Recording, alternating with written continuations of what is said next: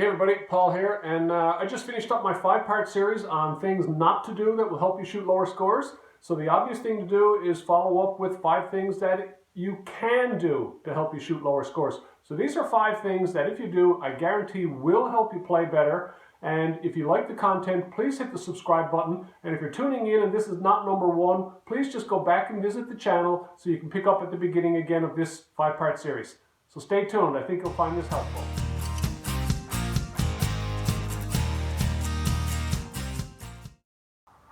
So the 4th thing to do on our list of things to do in order to shoot lower scores is build yourself a wedge chart. Now a wedge chart is basically taking a wedge and making 3 different shots of it, making it a half swing yardage, a 3/4 swing yardage, and a full swing yardage. Now this is easily done. You go in somewhere, you go in the tee box. I was at the simulator today, I was plotting it out. It gives you your data, it gives you all your yardage. It's a great learning facility for that.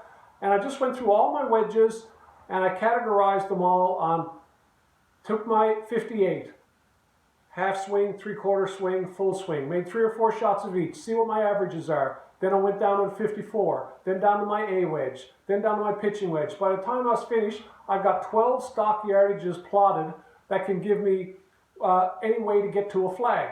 So when I need something that flies a little bit lower, I'll take more club and take less swing. If I need something to fly higher, I'll take less club and hit it harder, drive it up in the air. But either way, I've got 12 yardages that I can use to get to flags. And when I say half swing, 3/4 swing, and full swing, it doesn't mean that it's actually halfway to the ground, 3/4 of the way, and straight up and down.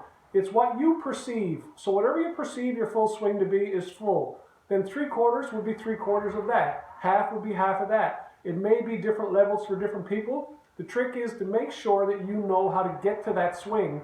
So when all of that is done, then we're going to look at another little part to it. So here's the 3 swings, and you'll notice that the rhythm stays relatively the same, so that all I'm having to do is judge how long I swing my arms back in order to get these yardages.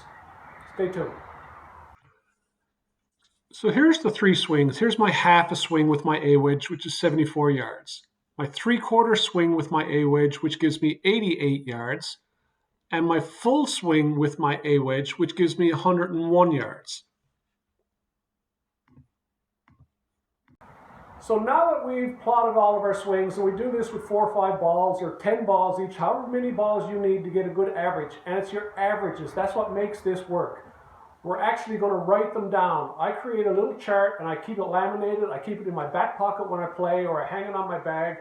And even though I've been playing 30, 35 years, 12 yardages is too much for me to remember. And if I look at a yardage and I need something, I'll just grab my card and I'll see what's the closest to that, or what way do I want to get to that. Do I want to come in high? Do I want to come in low? Do I want to feel comfortable with a half a swing? It's just this nice, easy shot.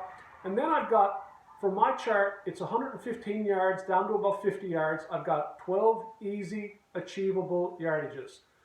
Do this and I guarantee that you will shoot lower scores, because getting to the pin is what makes the game easier. So here's my wedge chart that I plotted out at tee box today. So I hit about 4 or 5 shots with each club on each type of scenario, half, 3/4, and full. So I hit quite a few shots. And then I took averages of everything across, because averages is what you're going to live with. Not your best shot, not your worst shot, averages. They'll be the ones that pay off the most in the long run. And you can see here that there's multiple yardages that are close to each other, and that's the whole purpose of building this. It gives me opportunities and different scenarios on how to get to a same yardage, depending on whether I want to skip it in nice and low if it's windy, or whether I want to fly it in high and stop it. So for instance, if I needed 86, 87 yards, somewhere around there, I've got a half a pitching wedge, which is the easiest shot in the world. I've got a 3/4 A wedge, which will bring it in a little bit higher, requires a little bit longer swing.